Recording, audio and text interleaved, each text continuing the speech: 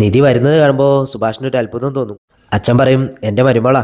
നികേഷിനും ഹരീഷിനും ഒക്കെ സന്തോഷമാവും. നിധി സ്റ്റേജിലേക്ക് കയറുമ്പോൾ സന്തോഷം കൊണ്ട് സുഭാഷിൻ്റെ കണ്ണ് നിറയും.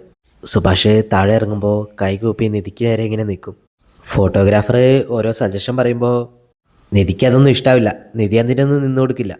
സുഭാഷ് വന്നിട്ട് ഫോട്ടോഗ്രാഫറോട് പറയും, അവിടെ ഇച്ചിരി നാണമുള്ള കൂട്ടത്തിലാണ്, അതുകൊണ്ട് ക്രിയേറ്റീവായിട്ട് ഞങ്ങൾ ഒന്നിച്ചുള്ള പോലെ ഫോട്ടോ എടുത്തോളാൻ പറയും. നാട്ടുകാർ മുഴുവൻ അവരുടെ കൂടെ നിന്ന് ഫോട്ടോ എടുക്കാൻ വരികയാണ്. സുനന്ദയ്ക്ക് ഇതൊക്കെ കാണുമ്പോൾ വലിയ സന്തോഷമാവും. അവള് സ്റ്റേജിൽ നിൽക്കുന്നത് അവളും സുഭാഷുമായിട്ടൊന്ന് സങ്കല്പിച്ച് നോക്കും. ആ സമയത്ത് അവളുടെ അമ്മ അങ്ങോട്ട് വന്നിട്ട് അവളെ അവിടുന്ന് ഓടിക്കുകയാണ്. അച്ഛൻ കള്ളു കുടിക്കുന്നത് നിർത്തിയിട്ട് അവിടുന്ന് സ്റ്റേജിലോട്ട് വരികയാണ്. എന്നിട്ട് പാട്ട് നിർത്താൻ പറയും. പകരം കല്യാണത്തിനിടുന്ന മ്യൂസിക് ഇടാൻ പറയും. സുഭാഷ് അതിൽ ഇടപെടാൻ നോക്കുമ്പോൾ അച്ഛൻ പറയും, കല്യാണം എങ്ങനെ നടത്തണമെന്ന് നിനക്കറിയില്ല, കാരണം നിനക്ക് അനുഭവം പക്വതയും ഇല്ല, ഞാൻ കാണിച്ചു തരാമെന്ന് പറയും. അച്ഛൻ അവിടെ നിന്ന് ചന്തുവിനോട് എല്ലാം റെഡിയല്ലെന്ന് ചോദിക്കുമ്പോൾ അവൻ പറയും, ഒക്കെ റെഡിയാണ്, ഇതാ കൊണ്ടുവരികയാണെന്ന് പറയും. ആദ്യം ഇത് കേൾക്കുമ്പോൾ ഹരീഷിനും നികേഷിനും ദേഷ്യം വരെയെങ്കിലും അച്ഛൻ കല്യാണം നടത്താൻ പോകുന്നത് കാണുമ്പോൾ അവർക്ക് സന്തോഷമാവും. സുഭാഷാണെങ്കിൽ ഒന്നും പറയാൻ പറ്റാത്ത അവസ്ഥയിലാണ്. ശ്രുതി നിധിയോട് പറയും, ഞാനെന്ത് ചെയ്യാനാ, ഇട്ടേ പറ്റൂ, എല്ലാവരും നോക്കുന്നുണ്ട്, കണ്ടോന്ന് വയ്ക്കും. നിധി വേണ്ടാന്നൊക്കെ പറയുന്നുണ്ട്. ശ്രുതി രണ്ട് കൽപ്പിച്ച് മാല നിധിയുടെ കഴുത്തിലിടും. അവസാനം നിധിയും കൂടെ ഇടേണ്ട അവസ്ഥ വരികയാണ്. ചന്ത് കൊണ്ടുകൊടുത്ത പൂവ് എല്ലാവരും അവർക്ക് നേരെ എറിയാണ്. അത് കഴിയുമ്പോൾ അച്ഛൻ കീശേന്നൊരു താലി എടുക്കും. ഇത് കാണുമ്പോൾ തന്നെ നിധിക്ക് പേടിയാവും. എന്താ ഇതെന്നൊക്കെ ചോദിക്കും. ശ്രുതി പറയും, എനിക്കൊന്നും അറിയില്ല എന്ന് പറയും. ആൾക്കൂട്ടത്തിൽ പോയിട്ട് അച്ഛൻ പറയും, ഈ താലി എൻ്റെ മകൻ അവൻ്റെ ഭാര്യയുടെ കഴുത്തിൽ കെട്ടാൻ പോവാ. നിധി ശ്രുതിയോട് പറയും, വേണ്ടാന്ന് പറയാമെന്ന് പറയും. ശ്രുതി ചോദിക്കും, ഞാൻ എങ്ങനെ പറയാ ഇത്രയും നാട്ടുകാരുടെ മുന്നിൽ വെച്ചിട്ട്. നികേഷ് ഹരീഷിനോട് പറയും, അച്ഛൻ കൊള്ളാലോ.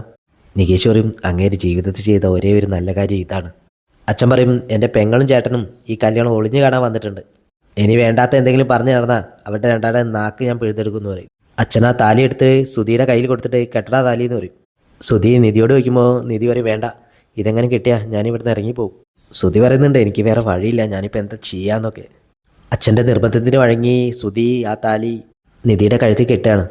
അച്ഛൻ പറയും, പോലീസ് സ്റ്റേഷനിൽ നിന്ന് കെട്ടിയ താലി ഇനി വേണ്ട, അത് ഊരി വെക്കാമെന്ന് പറയും. കല്യാണം കാണാൻ വന്നൊരു മുത്തശ്ശി പറയും, ഞാൻ ഊരാന്ന് പറഞ്ഞിട്ട് അവർ വന്നിട്ട് അത് ഊരിയാണ്. എന്നിട്ട് സുഭാഷിൻ്റെ കയ്യിൽ കൊടുത്തിട്ട് പറയും, ഇത് പൂജാ റൂമിൽ എങ്ങനെ വെച്ചാൽ മതി, കളയണ്ട, മംഗല്യസൂത്രമാണ്. അച്ഛൻ പറയും, രണ്ടാളും വന്നിട്ടേ എൻ്റെ കാലിൽ വീണ് അനുഗ്രഹം വാങ്ങാൻ പറയും. വേറൊരു വഴിയില്ലാതെ നിധി അതിന് തയ്യാറാവാണ്. നിധിയും ശ്രുതിയും കൂടെ വന്നിട്ട് അച്ഛൻ്റെ കാല് തൊട്ട് അനുഗ്രഹം മേടിക്കും. സുഭാഷ് അവിടുന്ന് പോകുമ്പോൾ ശ്രുതി സുഭാഷേട്ടാന്ന് വിളിക്കുമ്പോൾ അച്ഛൻ പറയും, അവൻ വിശന്നിട്ട് പോവായിരിക്കും, വേഗം വരണേടാന്ന് പറയും. ഫോട്ടോഗ്രാഫറോട് പറയും, ഫോട്ടോ എടുത്തോടാ. സുഭാഷ് പോയിട്ട് ഭഗവാന്റെ മുന്നിൽ പോയിട്ട് പ്രാർത്ഥിക്കുകയാണ്. ആ കുട്ടിയുടെ വിഷമം എനിക്ക് മനസ്സിലാവും, അതിനെ എങ്ങനെ സമാധാനിപ്പിക്കണമെന്ന് എനിക്കറിയില്ല. ആ കുട്ടി ഇനിയുള്ള കാര്യം എൻ്റെ അനിയൻ്റെ ഭാര്യയായി ഞങ്ങളുടെയൊക്കെ സഹോദരിയായി ഇവിടെ ഉണ്ടാവണേ. ഭാസ്കരൻ്റെ ചേട്ടൻ അവിടെ ഇരുന്ന് കള്ളു കുടിക്കാൻ നോക്കുമ്പോൾ ഭാസ്കരൻ കാണും. ഭാസ്കരൻ വരുമ്പോൾ അയാൾ അത് ഒളിപ്പിച്ചു വെക്കും. ഭാസ്കരൻ പറയും, ഒളിപ്പിക്കൊന്നും വേണ്ട, തനിക്ക് തരാൻ പറഞ്ഞ് ഞാൻ തന്നെ, ഞാൻ തൻ്റെ അത്ര വൃത്തിയിട്ടവനല്ലാത്തതുകൊണ്ട് ഇറങ്ങിപ്പോടാ ചേട്ടേ എന്നൊന്നും ഞാൻ പറയില്ല. ഇതും കുടിച്ച് ബിരിയാണി ഞെണ്ണി ഐസ്ക്രീമും നക്കിയിട്ട് പോയാൽ മതി. പിന്നെ ചേട്ടൻ അത് കുടിക്കും. ഭക്ഷണം കഴിക്കുമ്പോൾ ചിലരൊക്കെ പരദൂഷണം പറയുന്നുണ്ട്. സുഭാഷ് അങ്ങോട്ട് വരുമ്പോൾ നികേഷ് ചോദിക്കും, നമുക്കൊരു ഫോട്ടോ എടുക്കണ്ടേ. ഹരീഷിനെ കൂടെ നികേഷ് അങ്ങോട്ട് വിളിക്കും. അവർ സ്റ്റേജിൽ ഫോട്ടോ എടുക്കാൻ കയറുമ്പോൾ അച്ഛൻ പിറകുന്ന് നിർത്തുമെന്ന് പറയും.